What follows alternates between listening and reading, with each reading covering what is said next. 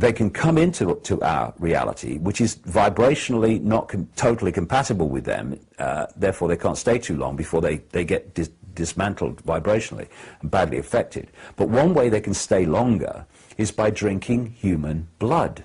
Because human blood, again, if you take it from the holographic, which we see as red stuff going through veins, you bring it into this metaphysical universe level, it's again information. It's a vibrational state, and by consuming human blood, it carries the human genetic code, therefore, metaphysical universe, vibrational code, and it allows them to stay in this reality for longer. And so this is one reason, there will be others, but this is one reason why where you follow these bloodlines through, etc., you eventually hit things like pedophilia, and you hit Satanism, human sacrifice. Human sacrifice to who? The gods, the reptilian gods who feed off that energy of terror and fear, etc., which a satanic human sacrifice systematically builds up in the way it's done.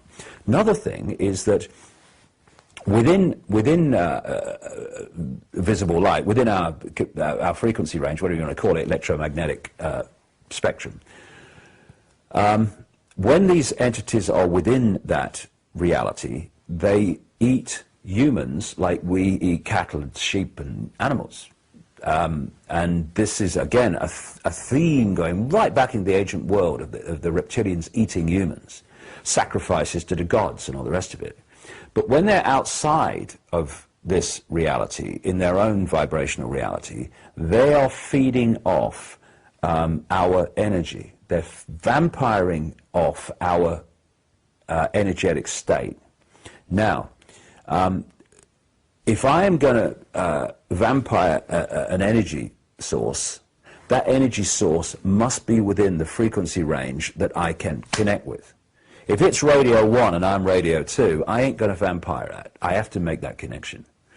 And so what they've done is structure society to keep humanity. This is not the only reason they've done this. They've done it to keep us in the moon matrix frequency range, which operates for the same reason within this same frequency range I'm talking about. They have structured society to generate maximum fear, maximum stress, maximum frustration, maximum anger, maximum conflict.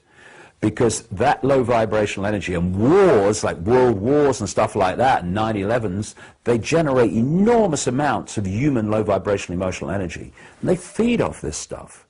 And then that power, that sustenance is then recycled back in the control system.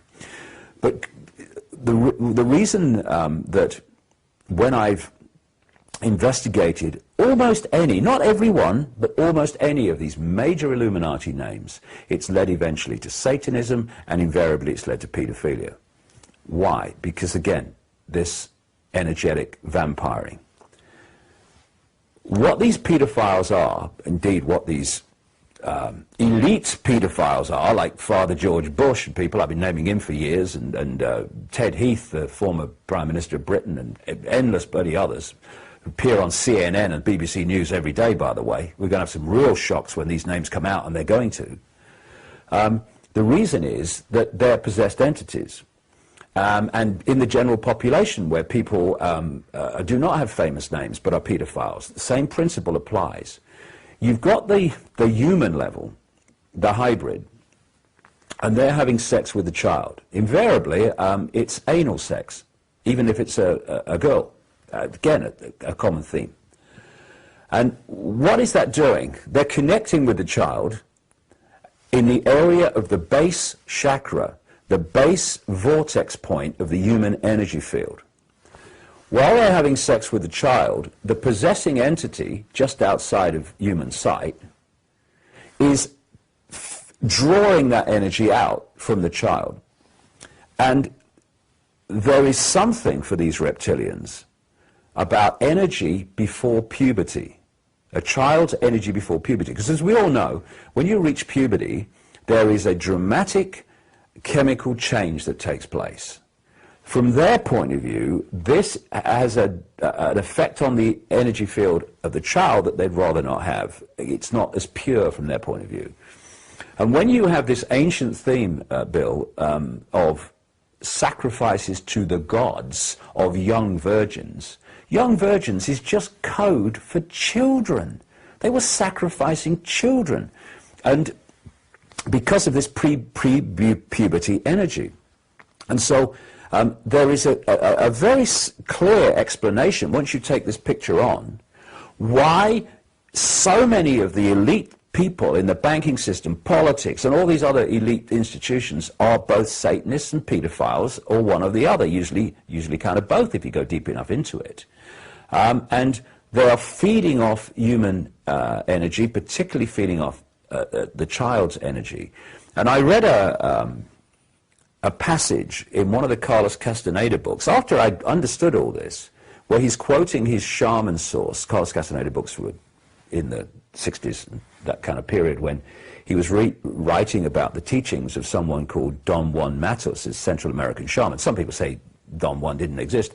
I tell you what, if he didn't exist, well, you know, Castaneda was a bloody genius then, because what he put in his mouth was unbelievably accurate. And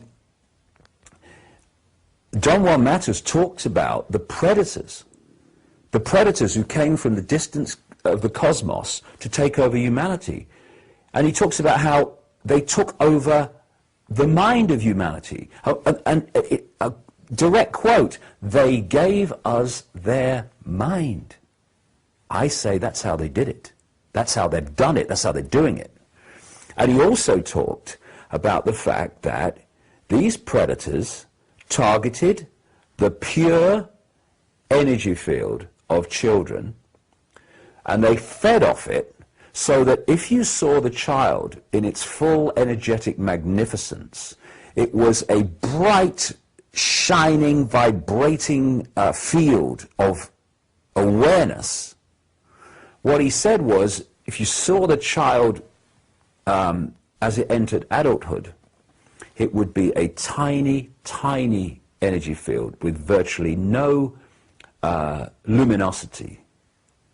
And as he put it, just enough to live, but no more. And this is what they're doing in all these different facets we've talked about today. They all fit. It's a picture.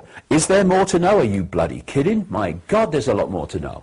And I'm not saying that I'm describing everything that there is to know. Absolutely not. The rabbit hole goes so deep.